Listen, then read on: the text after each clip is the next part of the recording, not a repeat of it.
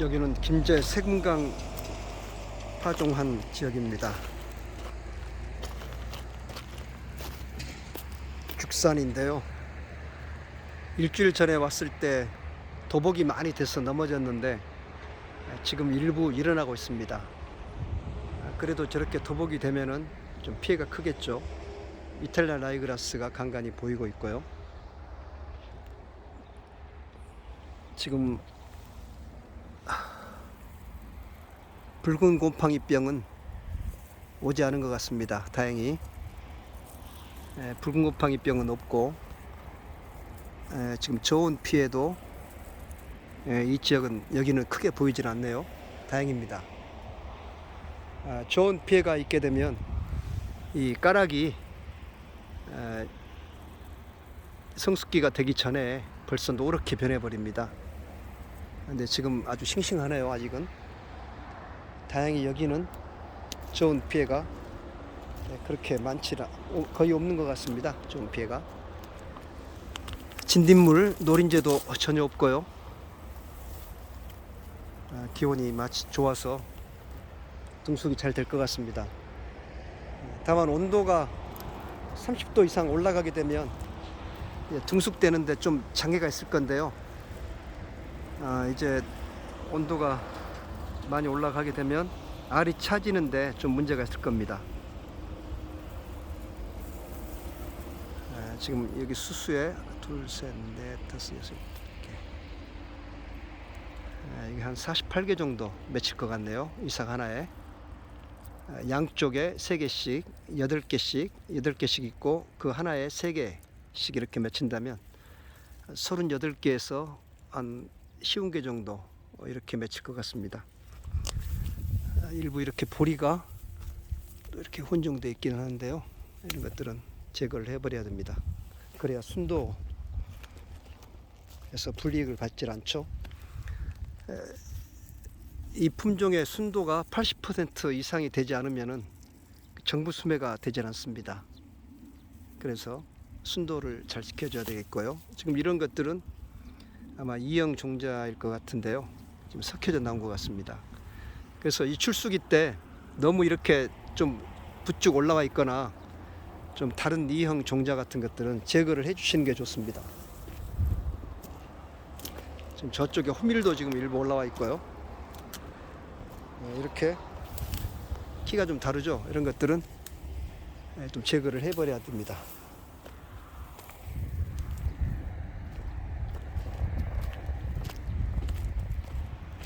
그리고 이탈리안 라이그라스도 이렇게 올라오는데요. 이탈리안 라이그라스도 올라오는 것들은 제거를 해줘야 내년에 또 다음 해에 그렇게 번지지 않습니다.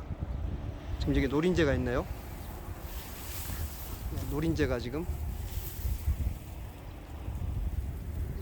노린재가 보이고 있습니다.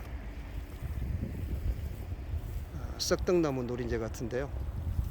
요즘 나오는 게 이제 남쪽 풀색 노린재, 썩떡나무 노린재 이런 것들이 보이고 있고 톱다리 개미허리 노린재는 아직 보이질 않습니다. 이렇게 보리가 있죠. 보리 이런 것들은 제거를 해줘야 됩니다. 이런 것들이 순도를 저하시키니까요. 그래서 대체로 잡초도 없고 아주 깨끗하게 농사는 잘 지어졌는데 저쪽에 아마 배수가 잘 안 된 것 같습니다. 그래서 가운데 부분이 다 넘어졌어요. 도복이 됐어요. 지난 3일간 4일간 내린 비에 도복이 됐고 또 지금 크게 올라와 있는 것들은 호밀입니다. 호밀 종자들이 좀 섞여 있네요.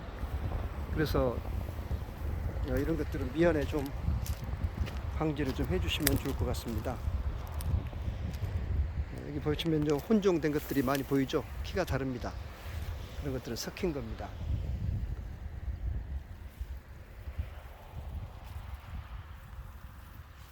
다른 지역은 그 저온 피해가 좀 있던데 여기는 아마 파종 시기하고 그 일치한 것 같습니다. 너무 빨리 10월 중순, 10월 20일경에 파종을 하게 되면 출수가 빨리 하기 때문에 그러면 4월 초중순에 저온 피해를 받습니다. 최저 온도가 10도 이하로 떨어지게 되면 저온 피해를 받게 되는데 밤 12시부터 새벽 6시까지 그 정도의 10도 이하로, 특히 5, 6도로 이렇게 떨어지게 되면은 꽃가루가 불임이 돼 버립니다. 그래서 수정을 하지 않아서 좋은 피해를 받게 되죠. 그런데 10월 말 11월에 파종을 하게 되면 약간 2, 3일 정도 출수가 늦어지기 때문에 그것이 아주 큽니다.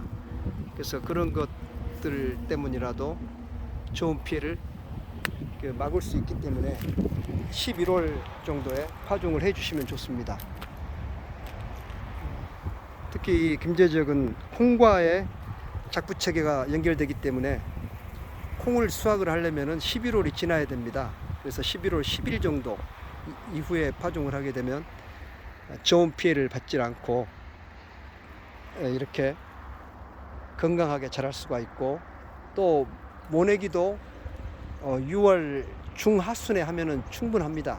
벌써부터 모내기 하는 곳이 많이 있는데요. 벼 중만생종도 그렇게 빨리 모내기 할 필요가 없이 6월 하순까지 모내기를 해도 크게 수량에 지장이 없을 겁니다. 김제 축산의 밀 생육 상황이었습니다.